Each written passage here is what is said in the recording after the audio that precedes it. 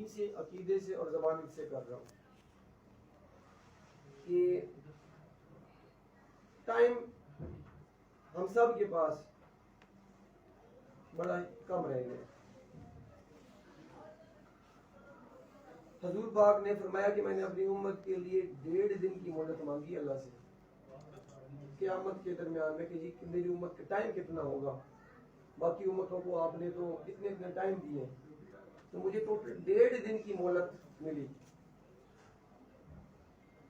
अब बंदा सोचे कि 1.5 दिन तो बतनी है, तो फिर जो है ना कोई अजीब सी बात है, बतनी है तो 1450 साल गुजर गए हैं, तो 1.5 दिन जो है ना फिर मुकिया कोई नहीं। तो याद रखिए कि अल्लाह की बारगाह के अंदर, मैंने कहा ना कि हम वक्त के अंदर पाबंद हैं, तो अल्लाह के यहाँ वक्त कोई नहीं है। एक दिन 1000 साल के बराबर, आप किताबें उठा ले आपको पता चल जाएगा, एक दिन 1000 साल के बराबर है। अगर आप वो फार्मूला अप्लाई कर लें तो 1444 में हिजरी चल रहे हैं, यानी कि 1400 ये सारी चीज़ें गुजर गई हैं। पीछे सिर्फ और सिर्फ जो है ना अगर आप देखेंगे तो 56 साल रह गए, अगर उस हिसाब से देखें तो हमें इस बात को लाइट नहीं लेना। सारी जहान झूठ बोल सकते हैं, मेरे आका झूठ नहीं बोल सकते। हुजूर के पास एक बंदा आया कि जी जो है ना बच्चे के पेट में दर्द है, आपने तो शहद खिलाओ। कुछ दिनों के बाद फिर आया, जी जो है ना हुजूर इसके पेट में दर्द है, आपने कहा शहद खिलाओ। तीसरी दफा आया, आपने कहा शहद। चौथी दफा आपने कहा तेरा बच्चे का पेट झूठा है, शहद में है शिफा, तेरे बच्चे का पेट झूठा है। अब वो झूठा क्या है कि उसके पेट के अंदर हराम है, तो उसके ऊपर क्या शहद असर करेगा? शहद में तो है शिफा।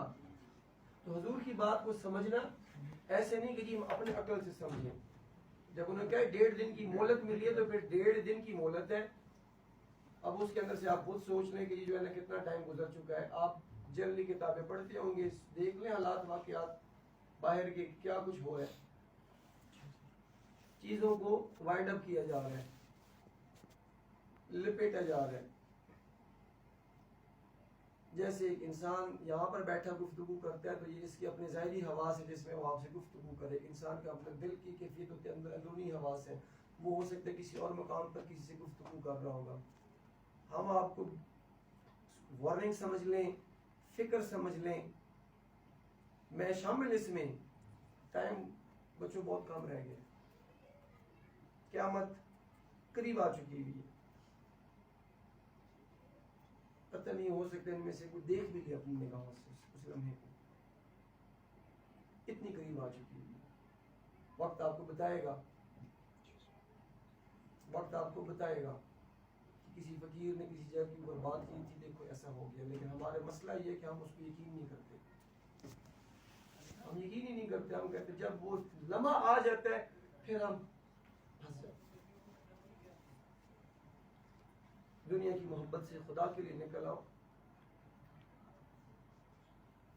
दुनिया आपके किसी काम नहीं आएगी।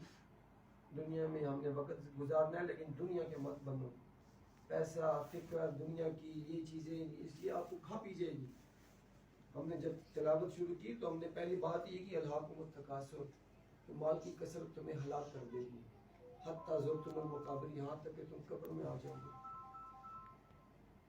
फिर तुम्हें पता चल जाएगा, लेकिन फिर आप कर कुछ नहीं सकेंगे।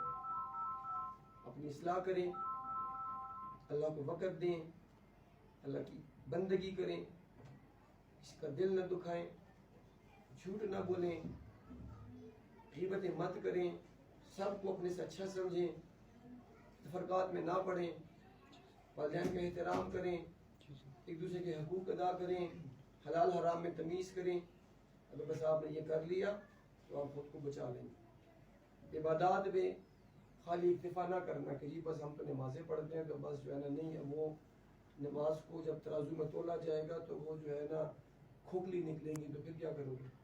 उसका वज़न ही ना हुआ तो फिर क्या करेंगे? अपनी ज़िंदगी के अंदर नमाज को कायम कर लें, यानी कि अल्लाह के जो भी अहकामात है उसको अपने अमल के अंदर शामिल कर लें। उसको अमल में शामिल करेंगे तो हमारी दुनिया भी सुख और आखिरत भी सुख। हम सिपारे पढ़ें या जो भी कुछ करें, किसी मकसद के तहत पढ़े ना, मकसद होना चाहिए उसका। मतलब 30 सिपारे यहाँ पे पढ़ लें कि जिसका सवाब हमने उसको बख्श दिया, क्या आपके पास गारंटी है कि जिसका सवाब उसको पहुंचेगा जब आपने इखलास से पढ़ा ही नहीं? लफ्ज तो उसके काम नहीं आएंगे या काम आएंगे? मैं आपको बताऊं कि जी मैं आपकी मदद करूंगा और मैं मदद ना करूं आपकी, तो मैंने क्या किया? कुछ भी नहीं किया ना। तो लफ्ज तो नहीं उसके काम आएंगे, अल्फाज तो उसके काम नहीं आएंगे। हम कह दें कि या अल्लाह बस या अल्लाह इसको बख्श दे, तो क्या अल्लाह पाक हमारी सुन लेगा? जनरल बात कर रहा हूं, क्या वो हमारी सुन लेगा? जरूरी तो नहीं।